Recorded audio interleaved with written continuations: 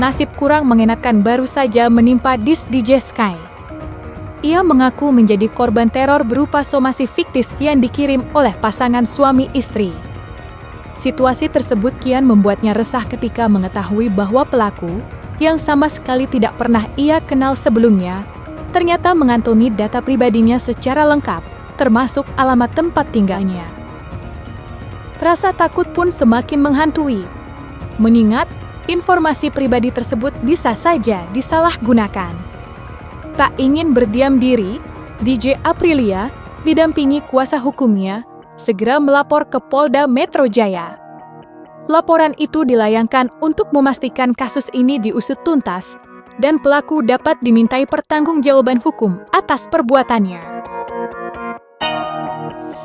Ya, hari ini kita mau melaporkan satu tindakan.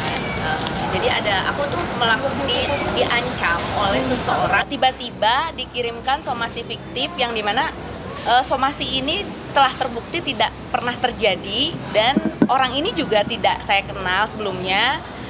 Terus udah gitu juga tiba-tiba si orang tersebut ini, suami istri ini, memiliki data pribadi saya beserta alamat dan nomor handphone kayak gitu. Jadi saya di sini merasa terancam ya. Jadi kan saya takut banget nih karena kan di rumah juga banyak orang tua, ada orang tua dan anak kecil. Jadi menurut saya ini satu kayak pengancaman juga, dan menurut aku juga kok di Indonesia gampang banget sih untuk akses data pribadi kita diakses oleh orang yang orang yang sangat, maksudnya ini kan orang tidak dikenal, kok bisa dengan orang tidak dikenal ini dan bukan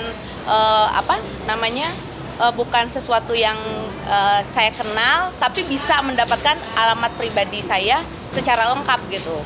Nah, beserta nomor telepon saya. Jadi menurut saya kok dengan semudah itu di Indonesia akses data pribadi kita bisa diakses gitu loh. Jadi menurut saya sih ini concern banget ya buat pemerintah, buat masyarakat, kayaknya harus hati-hati banget sama data pribadi kita karena semudah itu loh data pribadi kita tuh diakses sama orang lain. Bahkan ini bukan instansi kayak pemerintahan atau hukum ya. Jadi ini orang biasa loh. Kategorinya orang biasa. Digunakan untuk disalahgunakan, pengancaman dan segala macamnya. Makanya hari ini kita coba datang ke Polda bersama dengan kuasa hukum untuk melaporkan ya kasus ini gitu. Dalam kronologi yang dijelaskan, DJ Aprilia mengaku tidak memahami alasan dirinya dianggap bersalah di mata sang pelaku. Jika dirunut sejak awal, permasalahan ini sebenarnya berawal dari perselisihan antara pelaku dan salah satu kerabatnya. Aprilia menuturkan, awalnya ia hanya bermaksud memberikan komentar singkat pada unggahan kerabatnya tersebut. Namun, komentar yang ia tulis rupanya membuat pelaku merasa tersinggung. Sejak saat itu, ia menjadi sasaran teror mulai dari somasi fiktif hingga intimidasi yang membuatnya merasa terancam. Teman saya melakukan story Instagram ceritanya, terus saya komen di situ. Nah, dari komen tersebut kan teman saya posting lagi gitu loh di Instagram. Nah, di dalam isi story Instagram ini tidak ada nama lengkap saya, cuman hanya ada foto saya gitu. Nah, tiba-tiba si cowok ini, suami istri ini tidak terima kalau saya ada komen. Nah, akhirnya dia DM ke Instagram saya untuk bilang gini, saya akan melaporkan kamu ya, saya akan mengirim somasi ke kamu ya, kamu tunggu aja gitu. Nah, saya bilang, loh kamu siapa? Saya nggak kenal gitu kan. Tiba-tiba kok kayak ngancem saya gitu tuh. Terus habis itu besokannya, bayangin dalam cuman waktu 1 hari dia bisa langsung dapat alamat lengkap rumah saya beserta nomor rumah saya gitu dan nomor handphone saya.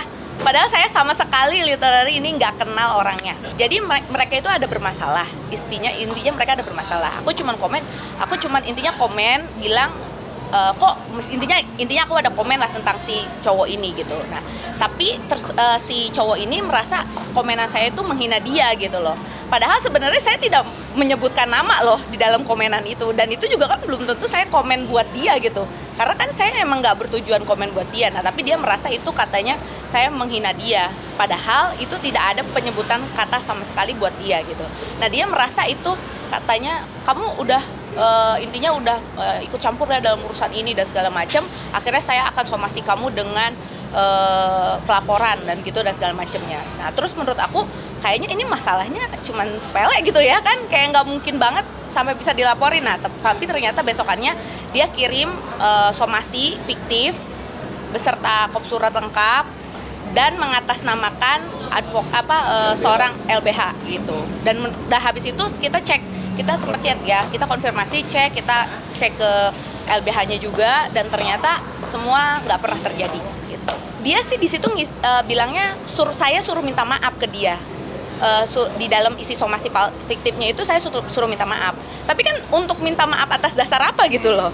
Nah, yang saya lihat lagi ternyata teman saya tuh ngasih tahu bahwa si orang ini suka nge-screenshot postingan perkataan minta maaf gitu loh. Jadi kayak kalau ada yang minta maaf, di screenshot terus diposting lagi sama dia, seakan-akan kayak ini orang tuh udah pada minta maaf loh ke gue dengan masalah itu. Jadi menurut saya kok kayak ini NPD nggak sih orangnya gitu, kayak pengen haus akan validasi orang, kayak pengen orang tuh takut sama dia gitu loh. Jadi aku ada tangkapan screenshotan itu, istrinya si suami ini bilang siapa nih cewek, gue akan cari, gue akan laporin, dan gue akan viralin. Nah itu bahasanya. Jadi menurut saya wah ini ada indikasi dia bakal mencemarkan nama saya dong gitu, karena kan di sini juga saya sebagai seorang influencer dan DJ juga kan akan merasa terganggu ya kalau misalkan memang ada berita-berita yang tidak baik terhadap saya gitu.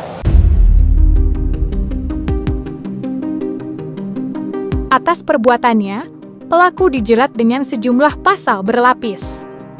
Di antaranya pasal 45B Undang-Undang Informasi dan Transaksi Elektronik, pasal 263 Kitab Undang-Undang Hukum Pidana KUHP tentang penggunaan data palsu, serta pasal 67 ayat 1 dan ayat 3 Undang-Undang Perlindungan Data Pribadi.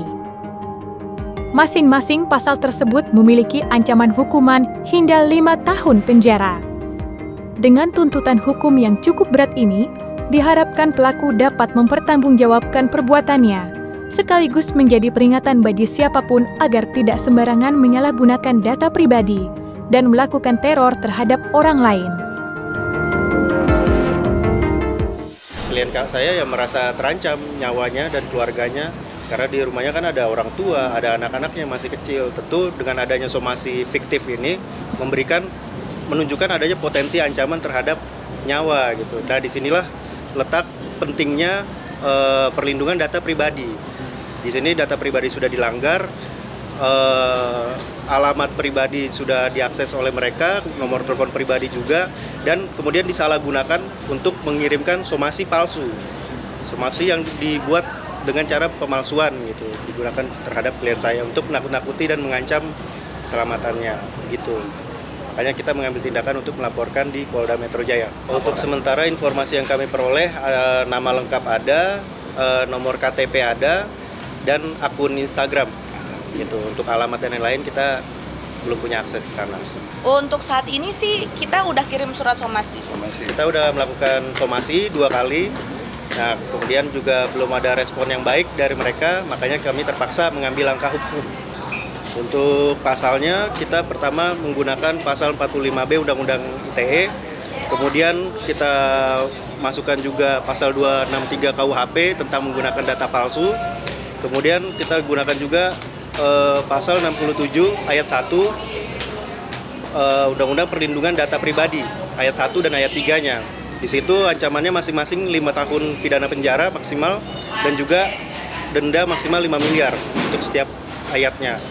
Kemudian untuk yang ITE itu denda pidana penjara maksimal 4 tahun, denda maksimal 750 juta, dan kemudian untuk menggunakan surat palsunya itu pidana penjara maksimal 6 tahun.